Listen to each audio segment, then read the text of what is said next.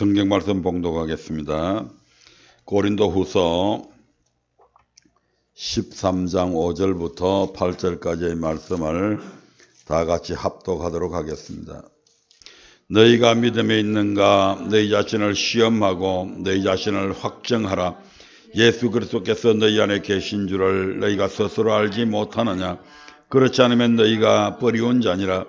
우리가 버리운 자 되지 아니한 것을 너희가 알기를 내가 바라고, 우리가 하나님께서 너희로 악을 조금도 행하지 않게 하시기를 구하노니, 이는 우리가 옳은 자임을 나타내고자 함이 아니라 오직 우리는 버리운 자 같을지라도 너희로 선을 행하게 하고자 함이라. 우리는 진리를 거스려 아무것도 할 수 없고 오직 진리를 이해할 뿐이니. 아멘. 오늘 또 본문의 말씀을 통해서 언약의 말씀으로 진단하라는 주제로 함께 은혜 나누기를 원합니다. 지난번 시간까지는 언약의 말씀으로 우리가 진단을 하는데, 십계명을 통해서 진단하는 데 대한 말씀을 했습니다. 그리고 이제 오늘은 성전편, 성전을 어떻게 섬길 것인가에 집중해서 함께 은혜 나누기를 원합니다. 하나님은 시내산에서 십계명과 각종 율례를 반포하시고 그 모든 말씀에 대하여 이스라엘 백성들과 피로서 언약을 맺으셨습니다. 이 일 후에 하나님은 모세를 통해 모든 백성에게 예물을 가지고 오라고 명하십니다. 그리고 그 예물로 하나님께서 이스라엘 백성 가운데 거하실 성소를 지으라고 명하시고, 이어 전국의 진설병 등 성전 기물들을 만들라고 명하셨습니다. 오늘날의 많은 분들이 교회론을 이야기하면서 교회라고 하는 말은 에클레시아다, 세상에서 불러냄을 받은 사람들의 모임이 바로 교회다. 그 에클레시아라고 하는 뜻은 그게 맞습니다. 그런데 지금 이스라엘 백성들이 어디에서 살고 있었습니까? 애굽이라고 하는 곳에서 살고 있었습니다. 오늘날로 얘기하면 믿지 않는 세상 사람들 속에 있었다 이 말입니다. 아멘. 근데 우리 하나님께서 그 세상에 있는 그들을 불러냈습니다. 어디로? 광야 교회로. 아멘. 그럼 불러내었으면 그들이 모임이 있으면 그 모임 자체가 지금 뭐라는 얘기입니까? 에클레시아에 비추면 바로 교회다 이 말입니다. 근데 우리 하나님께서는 오늘 그들을 향해서 지금 뭐라고 얘기합니까? 나를 위하여 성소를 지으라고 얘기하잖아요. 그 성소에 누가 계시겠다고요? 우리 하나님께서 내가 거할 성소를 지어라. 그 성소에 누가 계신다고요? 하나님이. 그리고 하나님이 계시는 그 성소에 나와서 우리에게 예배 드릴 것을 교훈하고 있잖아요. 아멘. 그래서 에클레시아라고 하는 그 한 단어를 가지고 교회를 전체적으로 정의해서는 안 된다 이 말입니다. 아멘. 그리고 성전 안에는 여기 강대상을 비롯한 여기 선풍기, 에어컨, 이런 모든 것들이 히터, 저런 모든 것들이 다 성전에 필요한 기물들입니다. 아멘. 이런 것들을 우리 하나님께서는 만들라고 말씀하셨다 이 말입니다. 이와 같이 하나님은 그 백성된 자들에게 하나님의 성전을 섬기도록 우리에게 명령하셨습니다. 그러면 우리는 하나님의 성전을 어떻게 섬겨야 할까요? 오늘 간략하게 성전을 섬기는 방법 4가지를 말씀을 드리려고 합니다. 그 첫 번째가 성전 건축과 성물을 위한 예물을 드리는 것이 성전을 섬기는 것입니다. 이스라엘 자손, 오늘 본문의 말씀 한 번 더 읽어볼까요? 본문의 말씀이 아니고 출애굽기 25장 2절부터 8절까지 읽어야 되는데, 2절하고 8절만 보겠습니다. 예, 같이 읽어봅니다. 시작. 이스라엘 자손에게 명하여 내게 예물을 가져오라 하고 무릇 즐거운 마음으로 내는 자에게서 내게 드리는 것을 너희는 받을지니라. 8절. 내가 그들 중에 그할 성소를 그들을 시켜 나를 위하여 짓되. 아멘. 예. 이스라엘 백성들이 애굽에서 나올 때에 빈손으로 나온 것이 아니고 의복과 각종 금은 보석들을 막 가지고 나오죠. 그들의 노동의 대가로 가지고 나온 것이 아니라 하나님의 은혜로 가지고 나오게 됩니다. 하나님께서는 아무 소용도 없는 그것을 가지고 나온 것이 아니라 반드시 그걸 통해서 무언가 계획하시고 그들 하여금 가지고 나오게 만드셨다 이 말입니다. 그래서 이 출애굽기 25장에 보면 택한 이스라엘 백성들하고 언약을 맺고 난 후에 하나님께서 맨 먼저 그들에게 명령한 것이 너희들이 애굽에서 가지고 나온 그 예물을 가지고 지금 나를 위하여 내가 그들 중에 그할 성소를 지으라고 얘기하잖아요. 아멘. 그것도 가지고 나온 사람들 중에 내가 이거 가지고 나오느라고 얼마나 마음 졸이고 그동안에 보관하느라고 힘썼는데 가지고 찝찝해한 사람들 말고 어떤 사람들 즐거이 내는 자들에게서 받아라. 아멘. 그래서 우리가 하나님 앞에 드리는 예물들은 늘 즐거운 마음으로 드려야 됩니다. 아멘. 예. 그렇게 해서 이제 성전을 지으라고 얘기합니다. 성전은 어떤 곳입니까? 성전은 바로 여호와께서 영원히 거할 처소라고 성경은 말씀하고 있습니다. 열왕기상 8장 13절의 말씀을 한번 보겠습니다. 열왕기상 8장 13절 같이 읽어봅니다. 시작. 내가 참으로 주를 위하여 계실 전을 건축하였사오니 주께서 영원히 거하실 처소로소이다 하고. 성전은 누가 계신다고요? 주께서 영원히 계실 전이다. 네. 그 다음에 성전은 어떤 곳이다? 하나님의 이름과 눈과 마음이 항상 있는 곳이다. 아멘. 열왕기상 8장 29절의 말씀을 보겠습니다. 열왕기상 8장 29절입니다. 29절 시작. 주께서 전에 말씀하시기를 내 이름이 거기 있으리라 하신 곳 이 전을 향하여 주의 눈이 주야로 보옵시며 종이 이곳을 향하여 비는 기도를 들으시옵소서. 아멘. 주의 눈이 하나님의 이름과 눈과 마음이 항상 어디에 있다고요? 성전에 있다고요. 하나님의 이름이 성전에 있고 하나님의 이름이 있다고 하는 그곳이 누구의 집이다 이 말입니까? 하나님의 집이다. 우리가 주소를 옮기면 전부 다 등기고 가서 다 동사무소 가서 등재를 하잖아요. 내가 그 집에 살고 있습니다. 예. 아멘. 예. 그리고 거기에 뭐가 있다고요? 하나님의 눈이 있고 하나님의 마음이 항상 그곳에 있다. 아멘. 하나님이 그곳을 사랑하신다는 얘기죠. 늘 하나님의 관심은 물론 다른 곳에도 있지만 특별히 하나님의 관심은 어디에 있다? 성전에 있다. 아멘. 그래서 하나님은 세상에서 구원받아 주의 백성된 성도들에게 성전을 지으라고 명하셨습니다. 그러므로 성전 건축은 성도의 신앙생활에 있어서 첫 단추와 같습니다. 이는 하나님께서 우리를 구원하신 목적이 여호와 하나님을 섬기게 하기 위함이고, 아멘. 그 다음에 하나님께서 다른 어떤 곳도 아닌 성전에서 하나님을 섬기라고 명하셨기 때문에 우리가 성전을 지어야 된다 이 말입니다. 아멘.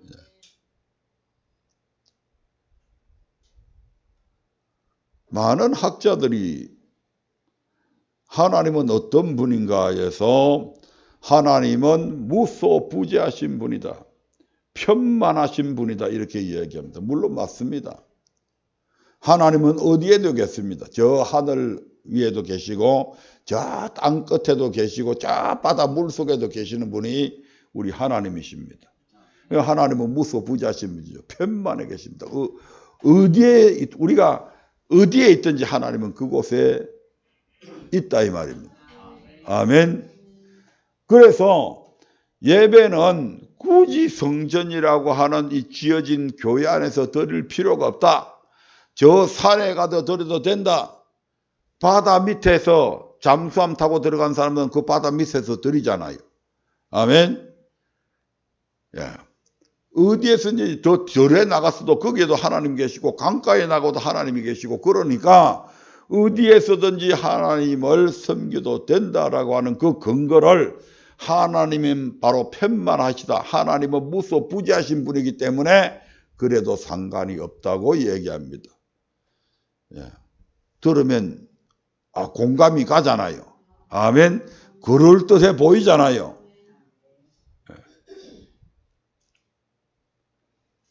하나님은 무소부재하신 분입니다. 그런데 하나님은 그 무소부재하시지만 하나님 당신께서 예배를 받으시는 장소는 분명히 정해 놓으셨다 이 말입니다. 세상 아무 곳에서나 드리는 그 예배에 하나님은 앉지 않으신다 이 말입니다. 나이트 클럽에도 하나님이 계실 수 있지만 거기는 심판의 하나님으로 계실지는 몰라도 예배를 받으시는 하나님으로서는 거기에 계시지 않는다 이 말입니다. 왜 하나는 알고 둘은 몰라요? 하나님이 지구를 창조하시고 엿새 동안 세상의 모든 만물을 다 만드시고 해와 달도 다 만드시고 맨 마지막에 사람을 만들고 나서 하나님은 편만하시기 때문에 아무데나 그 사람을 두셔도 상관없잖아요. 그런데 하나님께서는 사람을 생명으로 딱 만드신 다음에 뭘 만듭니까? 에덴의 동산을 만드십니다. 그리고 자기가 만든 그 사람 생명이 된 아담을 세상 아무 곳에서나 두지 아니하시고 바로 그 아담을 어디로? 에덴 동산 안에서 살게 만든다 이 말입니다. 그리고 그곳에서 하나님께서는 늘 아담을 수시로 만나셨고 아담에게 말씀을 선포하셨고 아담으로부터 섬김을 받으셨습니다. 아멘. 그곳에 하나님께서 내강의 축복이 흐르게 만들어 주셨다 이 말입니다. 이게 바로 최초의 교회의 모습이죠. 아멘. 그리고 하나님은 오늘 이스라엘 백성들에게 애굽에 있는 이스라엘 백성들을 세상에서 건져 구원해낸 그 모임들을 향해서 나를 위해서 성전을 들여라. 내가 거할 성소를 만들어라. 그리고 내가 거기서 너희들을 만나 주겠다고 약속을 하게 됩니다. 아멘. 그래서 시시한 날라고진 한두 가지 뺏기 모르는 그 학자들 말 듣지 말라고요. 우리의 모든 신앙의 근거는 어디가 되어야 된다? 성경이어야 합니다.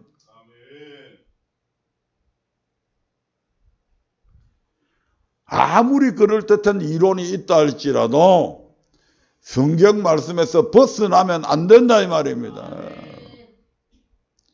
그 말이 아무리 달콤하게 들려도 마귀의 말이 하와한테 얼마나 달콤하게 들렸어요.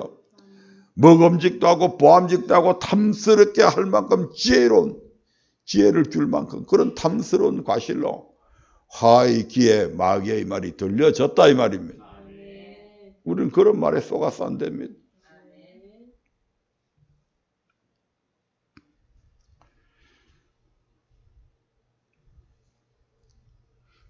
하나님께서는 반드시 어디에서? 성전에서 하나님을 섬기라고 말씀합니다. 아멘.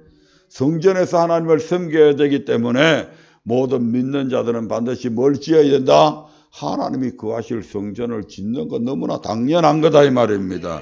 이 같은 사실은 하나님께서 택하셔서 구원하신 선민 이스라엘 민족의 역사를 통해서 잘 알 수가 있습니다.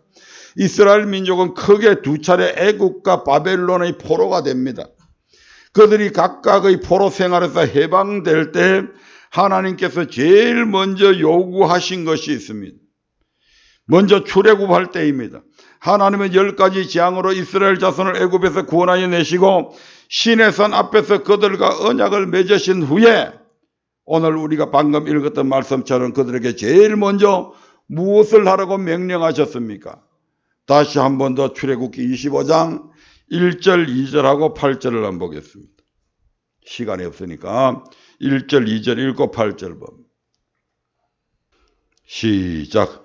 여호와께서 모세에게 일러 가라사대 이스라엘 자손에게 명하여 내게 예물을 가져오라고 물어 즐거운 마음으로 내는 자에게서 내게 드리는 것을 너희는 받을지니라. 8절.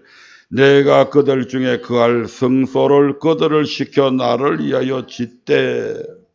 하나님은 모세에게 이스라엘 자손으로 예물을 가져오게 하여서 그것으로 성소를 지으라고 하셨습니다. 아멘.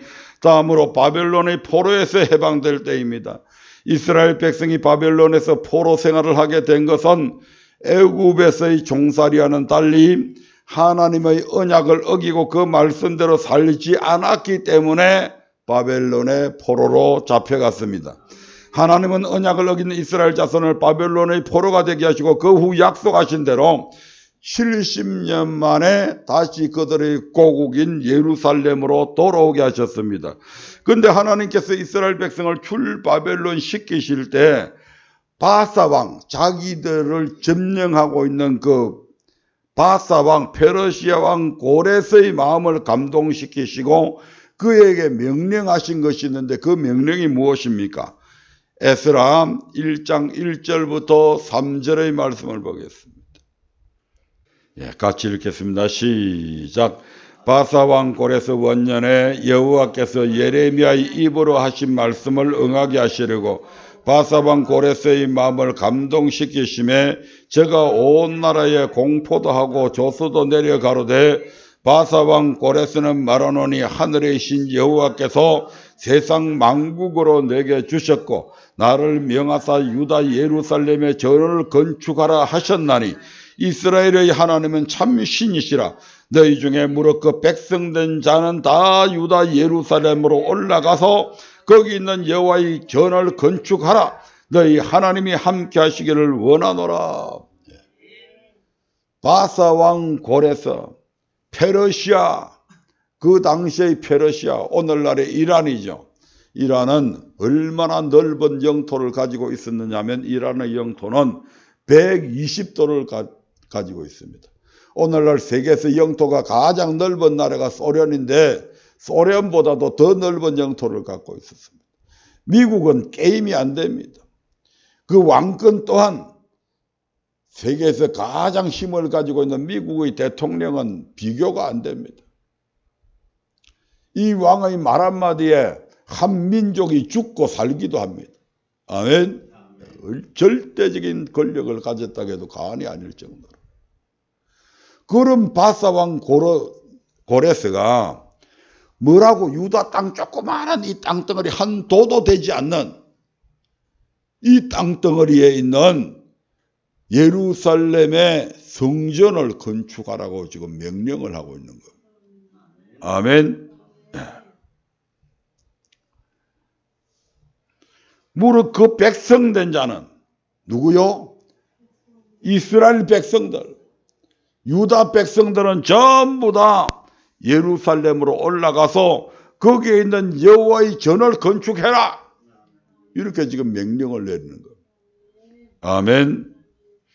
하나님은 이방나라 왕인 그의 마음을 감동시키셔서 예루살렘 성전을 재건할 것을 명령하셨습니다. 그리고 이때에도 무릇 그 백성된 자는 다 유다 예루살렘으로 올라가서 거기 있는 여호와의 전을 건축하라며 하나님의 백성된 자는 반드시 성전을 건축해야 함을 강조하셨습니다. 이것을 염두에 두고 출애굽기 25장 말씀을 보면 하나님께서 자기를 위한 성소를 지으라고 명하신 후에 이어 성소에 사용되어질 기구들도 만들라고 명하신 것을 보게 됩니다. 아멘. 출애굽기 25장 23절 보겠습니다. 시작.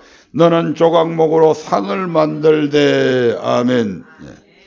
31절도 보겠습니다.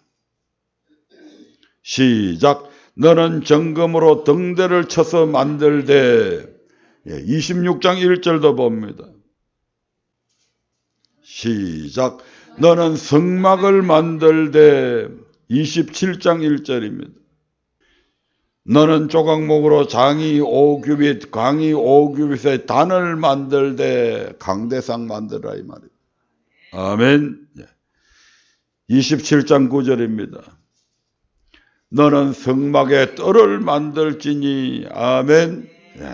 이처럼 진설병 즉 떡을 얹어 놓는 떡상, 그 다음에 등잔대와 기구들, 성막, 제단, 성막의 뜰 등 하나님께 제사할 때 필요한 성전 기물들을 만들라고 명하신 것입니다.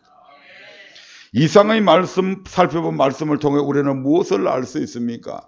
구원받은 성도가 신앙생활을 하는 데 있어서 제일 먼저 해야 될 일은 하나님을 섬기는 곳인 성전을 건축하는 일, 더 나아가 성전에 필요한 기구를 채우는 일이라는 것을 알 수가 있습니다. 또한 이 일에 있어 성경은 성전 건축을 마칠 때까지 연하여 드리라고 말씀하고 있고 해마다 예물을 드려서 성전을 수리하라고 말씀하셨습니다. 아멘. 왜냐하면 앞서도 잠시 언급하셨듯이 하나님께서 우리를 구원하신 목적이 여호와 하나님을 섬기는 데 있고 그 섬기는 장소가 바로 성전이기 때문에 그렇다 이 말입니다. 그러므로 구원받은 하나님의 백성 곧 성도는 성전을 건축하고 성전의 기타 기물을 위한 예물을 드림으로 하나님의 전을 섬겨야 합니다. 두 번째로 성전을 섬기라고 하는 말씀은 하나님의 집의 양식을 채우라는 말씀입니다. 아멘. 말라기 3장 10절의 말씀을 한번 보겠습니다. 말라기 3장 10절 다 같이 보겠습니다. 만군의 여호와가 이르노라 너희의 온전한 11조를 창고에 들여 나의 집에 양식이 있게 하고 그것으로 나를 시험하여 내가 하늘 문을 열고 너희에게 복을 쌓을 곳이 없도록 붙지 아니하나 보나. 교회는 누구의 집이다? 하나님의 집입니다. 하나님은 주의 백성된 우리에게 온전한 11조를 창고에 들어서 하나님의 집에 양식이 있게 하라고 명령하셨습니다. 교회에 재정이 있게 해라. 아멘. 가난뱅이 교회 만들지 마라. 지금 이렇게 말씀하고 있는 거다 이 말입니다.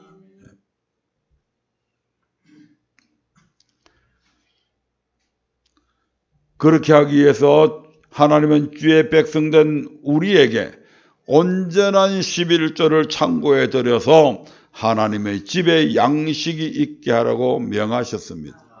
그러면 온전한 11조란 무엇일까요? 하나님은 애굽에서 구원받은 이스라엘 자손에게 땅의 곡식이나 나무의 가시나 소나 양의 10분의 1을 하나님의 것으로 거룩히 구별하여 성물로 드리라고 명령하셨습니다. 대부분의 사람들은 이 말씀에 근거하여 소득의 10분의 1을 하나님의 것으로 구별하여 드리면서 그것을 온전한 11조라고 인식하고 있습니다. 그러나 하나님은 온전한 11조에 대해서 지금 어떻게 말씀하십니까? 다시 말라기 3장 8절부터 10절의 말씀을 통해서 한번 확인해 보겠습니다. 시작. 사람이 어찌 하나님의 것을 도적질하겠느냐? 그러나 너희는 나의 것을 도적질하고도 말하기를 우리가 어떻게 주의 것을 도적질하였나이까 하도다. 이는 곧 11조와 헌물이라. 너희 곧 온 나라가 나의 것을 도적질하였으므로 너희가 저주를 받았느니라. 만군의 여호와가 이르노라. 너희의 온전한 11조를 창고에 들여 나의 집에 양식이 있게 하고 그것으로 나를 시험하여 내가 하늘 문을 열고 너희에게 복을 쌓을 것이 없도록 붙지 아니하나 보라. 이와 같이 11조와 헌물은 누구의 것이다? 하나님의 것이다. 그리고 이 11조와 헌물이 바로 어떤 거다? 온전한 11조라고 말씀하고 있습니다. 아멘. 그러므로 온전한 11조를 창고에 들여서 하나님의 집에 양식이 있게 하라는 것은 소득의 10분의 1뿐만 아니라 각종 헌물, 번제, 소제, 화목제, 속건제, 속제제의 예물, 구제의 예물, 절기 때 드리는 예물까지 다 포함한다 이 말입니다. 그것을 드려서 하나님의 집에 양식이 있게 하라는 뜻입니다. 이것은 하나님께서 능력이 없어서 당신의 집에 먹을 양식을 있게 할 능력이 없어서 이렇게 시키는 게 아니다 이 말입니다. 하나님의 백성인 우리에게 성전을 섬길 수 있는 기회를 주신 것이고 또한 그로 인해서 하나님을 사랑하고 하나님께 물질의 복을 받을 수 있는 길을 열어놓은 것이 바로 이것입니다. 아멘. 하나님께서 물질이 없어서 찌질하게 하나님 편에서 보실 때 우리가 드리는 돈은 그저 애들 코 묻은 그 돈에 불과하다 합니다. 아멘. 하나님께서 그 물질이 없어가지고 성도들 불러갖고 야 돈 내, 야 헌금해 이렇게 하는 게 아니다 이 말입니다. 하나님은 우리가 복 받기를 원하시잖아요. 우리에게 복 주시기를 원하시는 분이잖아요. 그런데 복을 주려고 보니까 심은 게 없어. 아멘. 그래서 자꾸 심으라고 얘기한다 이 말입니다. 그래서 특별히 하나님께서 어떤 분들에게 특별한 어떤 축복을 물질의 복을 주시려고 할 때 어떤 사람들에게 많은 사람들이 있는데 그 사람에게 특별히 마음의 감동을 확 주실 때가 있잖아요. 아멘. 그것은 바로 그 사람에게 내가 지금 네한테 복 주기를 원하는데 네 이거 심으라는 신호다 이 말입니다. 예. 그래서 그거 안 하면 그 복 놓치는 거예요. 예. 하나님께서 특별히 감동 주실 때가 있다고요. 예. 그때는 절대로 거절하지 마시기 바랍니다.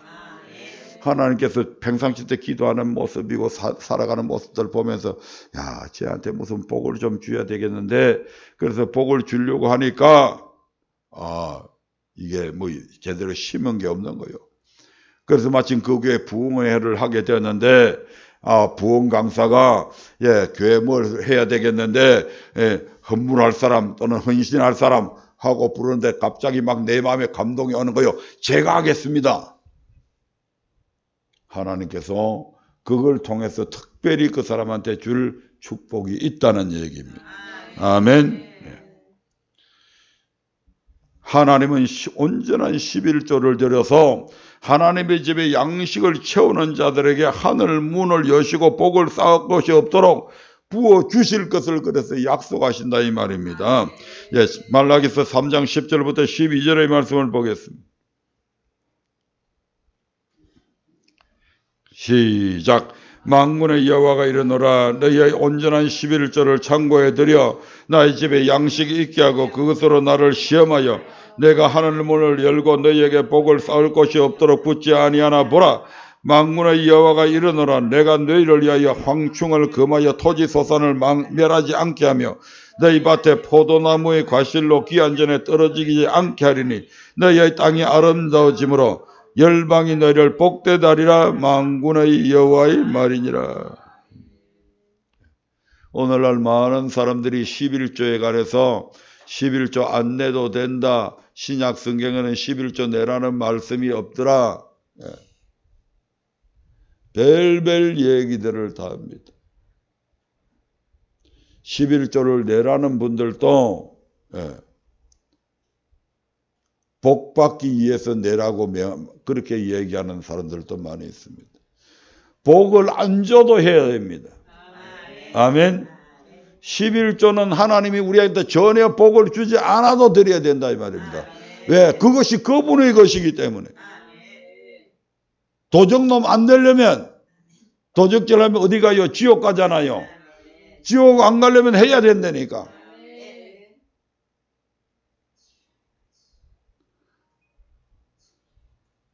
신명기 27 레위기 27장 33절 34절에 보면 분명히 10분의 1은 누구 것이다? 하나님의 것이라고 딱 못을 박아놓고 드리라고 그러잖아요. 뭐 하나님이 이거 띄어먹고 그래서 뭐 어떤 목사는 참 기가 11조 내라고 하는 목사는 지옥 간다라고 하는 헛소리를 하는 사람들도 있어.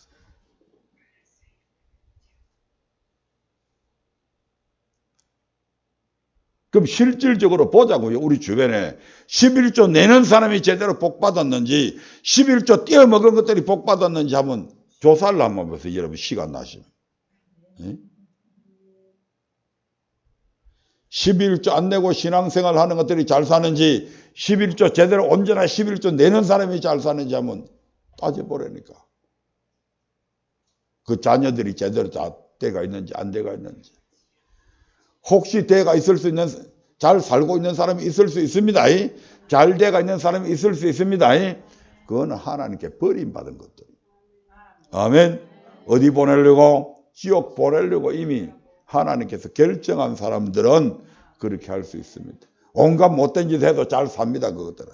자식들도 잘 되어 있을 수 있는 사람들도 있습니다. 그래야 돌이키지 못하니까. 우리 하나님께서는 우리가 복을 안 줘도 우리가 그 말씀 지켜야 되는데 우리 하나님께서는 온전한 11조로 하나님의 집에 양식을 채우는 자들에게 복을 붙지 아니하나 하나님을 시험해 보라고까지 말씀하고 있습니다. 아멘. 그래서 방금 제가 11조 낸 사람과 11조 안 내도 된다, 낼 필요 없대더라 해갖고 안 내는 사람들하고 누가 더 복 받았는지 한번 비교해 보시라니까요. 하나님이 거짓말, 하나님 거짓말 안 하시잖아요. 그러므로 우리는 온전한 11조를 들여 하나님의 집에 양식을 채움으로 성전을 섬겨야 할 것입니다. 세 번째로 사람을 강건하여 하나님을 채우라고 얘기합니다. 이것이 하나님의 성전을 섬기는 것이다 이 말입니다. 하나님의 집에 하나님의 백성들이 하나도 없고 그러면 하나님께서 예배를 받으시는데 하나님이 여기서 지금 예배를 받으시는데 예배 드리는 사람이 목사하고 사모하고 밖에 없어. 하나님 기분이 좋겠어요? 안 좋겠어요? 아무리 사람의 숫자에 연연하지 않는다고 그러지만 그 중심을 보시고 1000명이 2000명이 1만 명이 모여도 그 중에서 하나님께서 예배를 받으시는 예배가 있고 받지 않으시는 예배가 있잖아요. 설사 그렇다 할지라도 떨랑 목사하고 사모하고만 이래 앉아갖고 거기서 하나님이 예배를 받으신다고 그러면 물론 그 예배도 받으십니다. 안 받는 거 아니에요. 그러나 하나님은 그 한 사람이 앉아서 예배 한 사람보다는 정말 하나님께서 연락 받으시는 예배를 10명, 20명, 100명이 드리면 더 하나님께서 기뻐하실 거잖아요. 아멘. 10,000명 중에서 한 명 그 받으려면 하나님께서 막 화가 나지만 한 명밖에 없는데 한 명 연락 받는 예배 드리면 기뻐하시기도 하겠지만 뭔가 좀 쓸쓸하잖아요. 이건 제 생각입니다. 성경에는 그런 말씀까지는 없어요. 그러나 우리가 예배 드릴 때에 썰렁하게 한 사람만 예배 드리는 것보다는 연락 받으시는 많은 사람들이 드리는 예배가 훨씬 더 하나님께서 기뻐하신다 이 말입니다. 사도행전 2장 우리가 42절부터 쭉 보면 초대교회 당시에 성도들이 날마다 성전에 모여서 떡을 떼고 하나님을 찬미하고 성도들 간에 그런 아름다운 교제를 하시니까 하나님께서 더 기분이 좋아가지고 날마다 구원 얻는 자의 숫자를 더하게 만들어 가잖아요. 아멘. 누가복음 14장 23절의 말씀을 한번 보겠습니다. 누가복음 14장 23절입니다. 시작. 주인이 종에게 이르되 길과 산울가로 나가서 사람을 강건하여 데려다가 내 집을 채우라. 하나님의 집에 양식을 채우는 것 외에 또 하나 우리는 사람을 강건하여 데려다가 하나님의 집에 채워야 합니다. 아멘. 강건하라는 말은 억지로라도 건하라는 뜻입니다. 즉 전도하되 한 번, 한두 번 가볍게 권하는 것이 아니라 억지로라도 권해서 사람들을 데려다가 하나님의 집을 채우라고 명령하고 있습니다. 아멘. 전도하는 일에 이런저런 변명하지 말고 할 수 있는 모든 방법을 동원해서 사람들을 데려다가 교회를 채우라는 것입니다.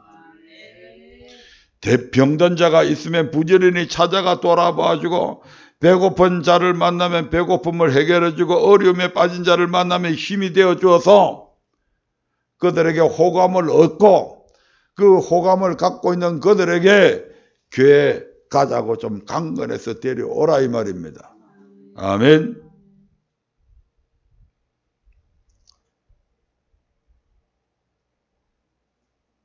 지난번에 말씀 듣고 여기 강대상에서 기도를 하는데, 그날 아마 그 목사님 설교가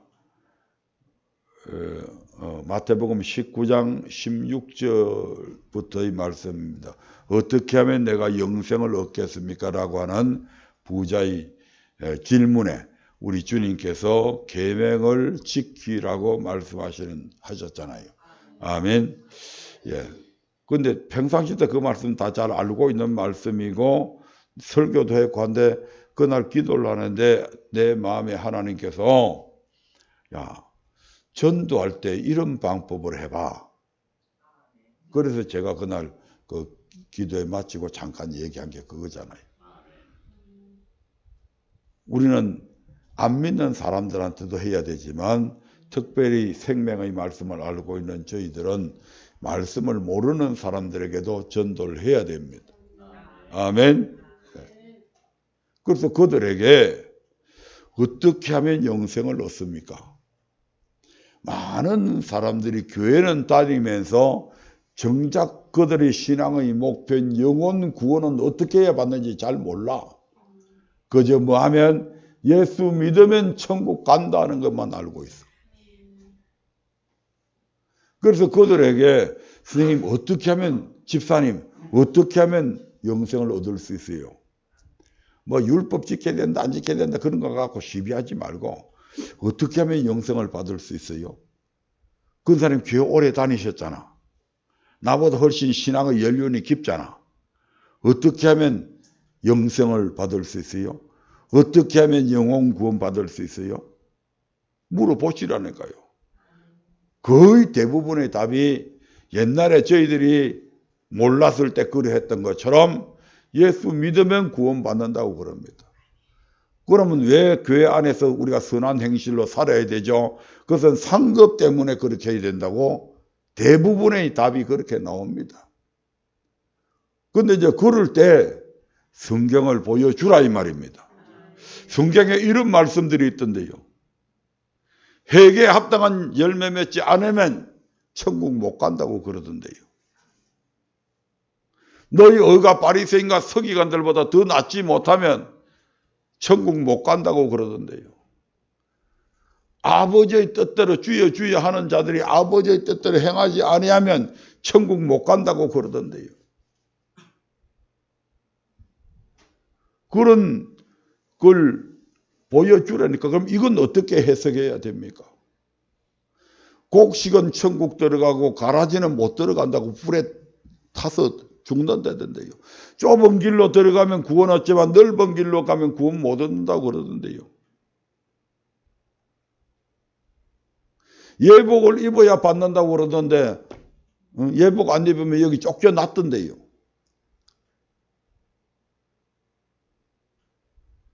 기름을 준비하는 5,000년은 들어갔는데 기름 준비하지 않는 5,000년은 못 들어갔던데요. 하늘에 달란트를 쌓아놓으면 들어가는데 달란트를 땅에 묻은 자는 못 들어갔던데요. 염소는 들어갔던데 양은 들어갔던데 염소는 못 들어갔던데요. 이게 천국 가는 방법들이잖아요. 거기 어느 한 곳에 나를 믿어야 천국 간다 이런 말씀 없잖아요. 우리 주님께서 직접 하신 말씀들이잖아요. 세례 요한도 했지만.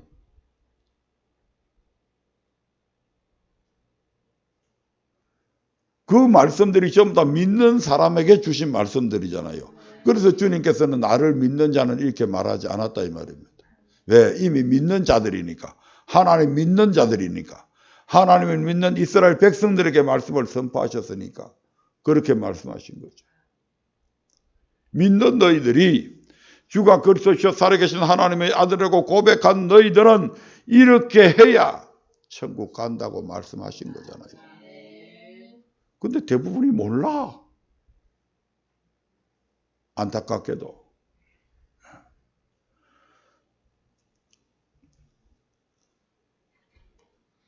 하나님은 하나님의 집에 빈자리가 있는 것을 원하지 않으시고 가득 채워지기를 원하십니다. 여기에는 모든 사람이 구원 얻기를 바라는 하나님의 간절한 마음이 담겨 있다 이 말입니다. 오늘 우리가 불렀던 찬송들처럼 예수님의 마지막 직상 명령 역시 가서 모든 족속으로 제자를 삼아 즉 전도하라는 것이었지 않습니까? 아멘. 마태복음 28장 18절부터 20절의 말씀을 봅니다. 시작. 예수께서 나와 일러 가라사대 하늘과 땅의 모든 권세를 내게 주셨으니 그러므로 너희는 가서 모든 족속으로 제자를 삼아 아버지와 아들과 성령의 이름으로 세례를 주고 내가 너희에게 분부한 모든 것을 가르쳐 지키게 하라. 볼지어다 내가 세상 끝날까지 너희와 항상 함께 있으리라 하시니라. 너희에게 분부한 모든 것. 주님께서 우리에게 뭘 분부하셨습니까? 하나님께서 우리에게 뭘 분부하셨습니까? 율법을 지키라, 행해라. 아멘. 항상 두렵고 떨림으로 복음에 순종해라. 거기에 행위가 포함 안 된 게 뭐가 있습니까? 누가복음 10장 25절 이하에도 하나님 사랑 이웃이다 이를 뭐해라? 믿으라 가지고 이를 뭐해라? 행하라 그리하면 살리라. 아버지의 뜻대로 행해라 그러면 천국 간다. 주님이 가르치는 복음 속에 주님은 뭐라고 분부했다고요? 행하라 지키라 이렇게 말씀하셨다니까. 여기서도 그렇게 말씀하잖아요. 마지막 지상명령입니다. 분부한 모든 것 즉 율법 복음의 말씀들을 그들에게 가르치고 뭐해라? 지키게 해라. 왜? 지켜야 천국 가기 때문에. 그런 사람에게 어떻게 하겠다고요? 내가 세상 끝날까지 너희와 항상 함께 주겠다고 말씀하시잖아요. 그러므로 하나님의 백성전자들은 모두가 전도해서 하나님의 집을 채워야 합니다. 이것이 하나님을 기쁘시게 하는 것이며 하나님께서 이 땅에 세우신 교회를 섬기는 방법이다 이 말입니다. 네 번째 방법입니다. 마지막 방법이죠. 교회의 평안을 구하는 것이 교회를 섬기는 것입니다. 교회에 분란이 일어나고 교회가 어지럽고 하는 그런 교회 말고 그런 교회일지라도 그 교회를 뭐하게? 교회의 평안을 구하는 자들. 그것이 바로 교회를 섬기는 것이다. 아멘. 자기 집안을 사랑하는 사람은 집안이 조용하고 형제간들끼리 우애 있게 지내는 것을 바라는 게 그것이 집안을 이해하는 거잖아요. 시편 122편 6절의 말씀을 봅니다. 시편 122편 6절입니다. 같이 읽습니다. 예루살렘을 위하여 평안을 구하라. 예루살렘을 사랑하는 자는 형통하리로다. 아멘. 예루살렘을 위하라고 하는 것은 교회를 위하라고 하는 것입니다. 아멘. 교회를 위해서 평안을 구하라. 교회를 사랑하는 자는 형통해진다. 교회의 평안, 한 가정에 평화가 있으려면요, 누군가가 그 가정을 위해서 하나 희생하는 사람이 필요합니다. 아멘.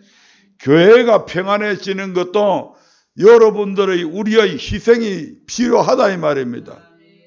아멘. 그래서 교회의 평안을 위하는 자는 자기 십자가, 교회의 평안을 위해서 내가 져야 될 십자가가 있다니까요. 아멘. 그래서 자기 십자가를 지고 쫓으라고 얘기하고 있잖아요. 결코 쉽지 않을 수도 있습니다. 하지만 주님이 우리를 위해서 지신 십자가는 더 힘들고 고통스러운 것이었습니다. 아멘. 겟세마네의 기도를 한번 들어보십시오. 그래서 주님은 로마서에서는 뭐라고 이야기합니까? 고난이 있어야 영광이 있다. 아멘. 그 고난은 장차 너희들이 받아야 될 그 영광과 좋게 비교할 수 없을 정도로, 비교가 안 될 정도로 엄청난 영광이다. 고난은 요만큼 받았는데 영광은 이따만큼 큰 것이다. 이렇게 얘기하고 있잖아요. 아멘. 그런데 하나님께서 보실 때 그 적은 고난도 안 받고 영광에만 참여하려고 하는 그리스도인들이 너무너무 많다는 얘기. 아멘. 직장에 나가면 열심히 일해서 한 달에 월급을 받는 직원들이 있는가 하면 어떤 직원들은 빈둥빈둥 놀면서 그 월급 받는 직원들도 있습니다. 기생충이죠. 회사의 기생충들입니다. 대부분이 10명 정도 있으면 그 중에 한 3명 정도는 열심히 일하고 나머지 7명은 빈둥빈둥 놉니다.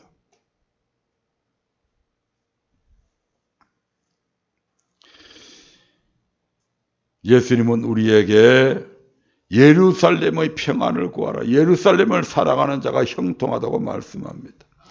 예수님은 우리를 위해 험한 십자가를 지고 골고다 길을 걸으셨으며 십자가에서 물과 피를 다 쏟으시고 죽으셨습니다. 성경은 그때 예수님께서 당하신 고통을 이렇게 기록하고 있습니다. 한번 읽어볼까요?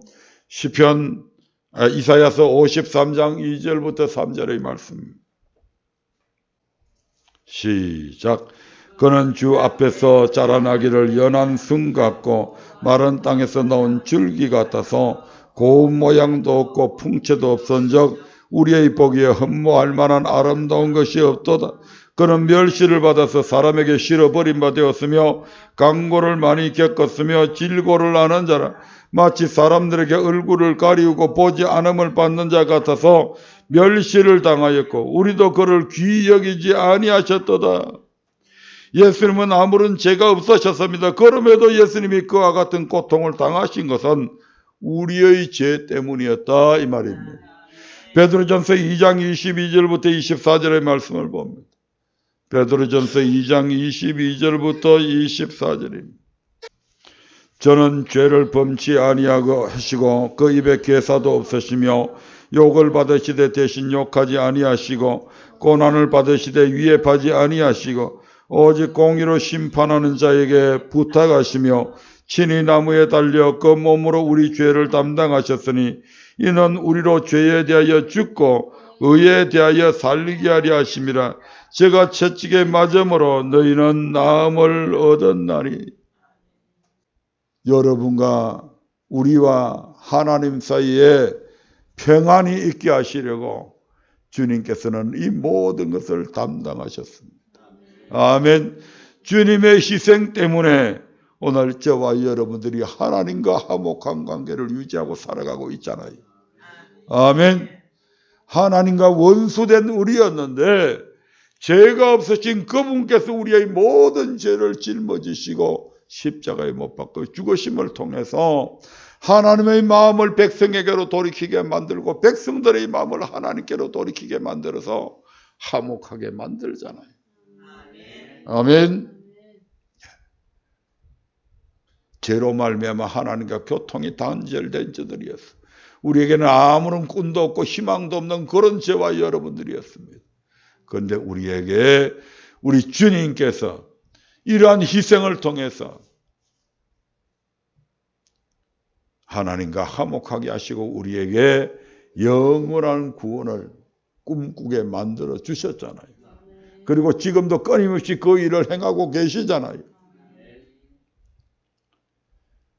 장차 우리가 하나님 앞에 섰을 때에 악한 사탄은 우리의 잘못을 하나님 앞에 송사할 겁니다.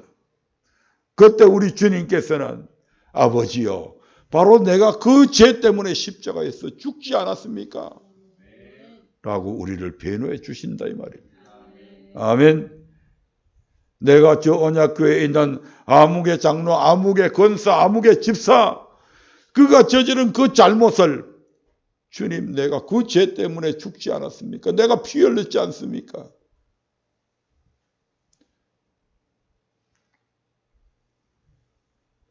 예수님은 우리의 허물과 죄악으로 인해 창과 채찍에 찔리시고 상하셨습니다.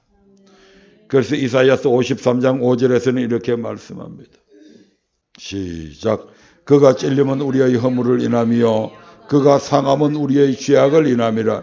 그가 징계를 받음으로 우리가 평화를 누리고 그가 채찍에 맞음으로 우리가 나음을 입었도다. 예수님께서 이런 징계를 받음으로 우리는 하나님과 평화를 누리고 나음을 입게 되었습니다. 예수님께서 우리를 위해 엄청난 대가를 치르시고 우리를 구원하셨다는 것입니다. 아멘. 또한 예수님께서 우리를 위해 대신 피 흘려 죽으심으로 이 땅에 교회가 세워지게 되었습니다. 그래서 성경은 교회를 가리켜서 하나님이 자기 피로 사신 교회라고 말씀합니다. 아멘. 사도행전 20장 28절의 말씀을 한번 보겠습니다. 시작.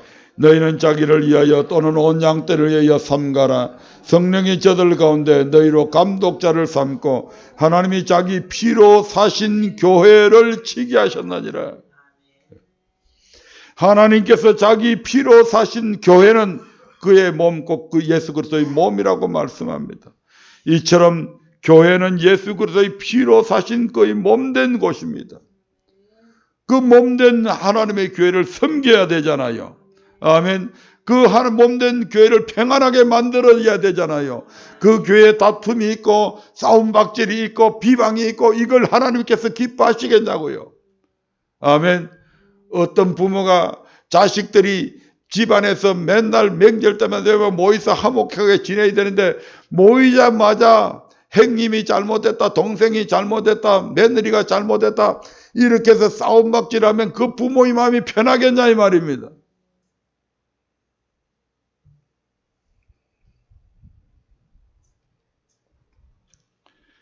그러므로 감독자, 즉 교회의 목사는 자신과 양떼를 위하여 교회를 치리해야 합니다.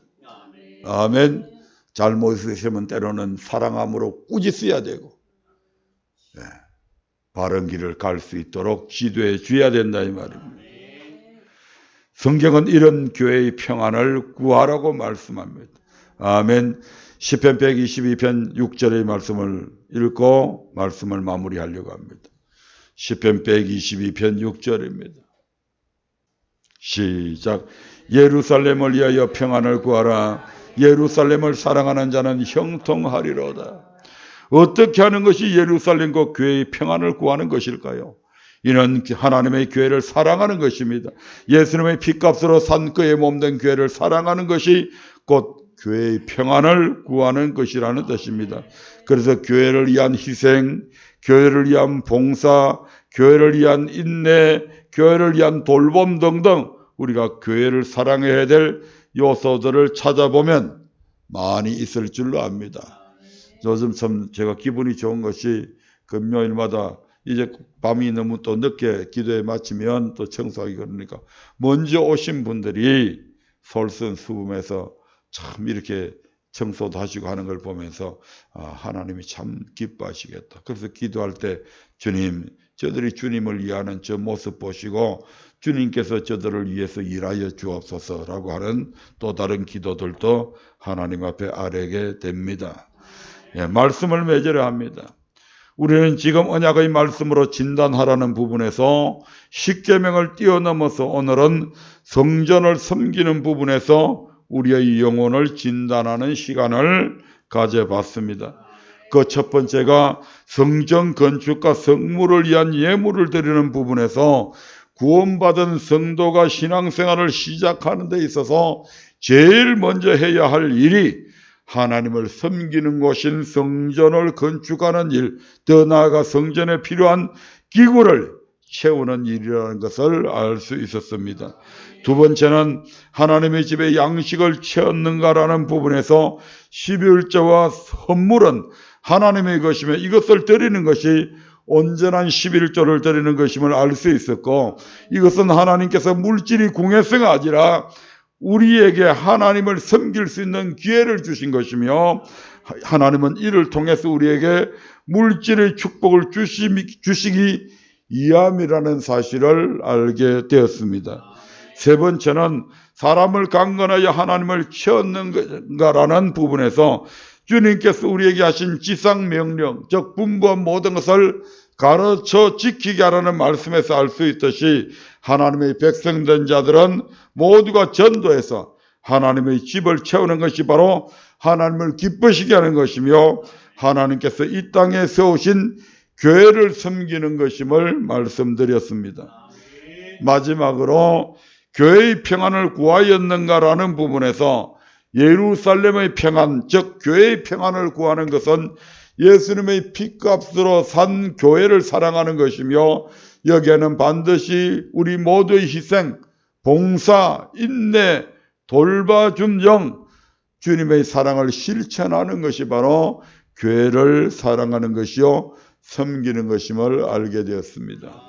그러므로 이러한 관점에서 늘 우리 자신의 영혼의 삶을 돌이켜보며 진단하고 고쳐나간다면 우리 모두 건강한 영혼으로 주님의 영광을 나타내기에 합당한 자로 당당히 서게 될 줄로 믿습니다.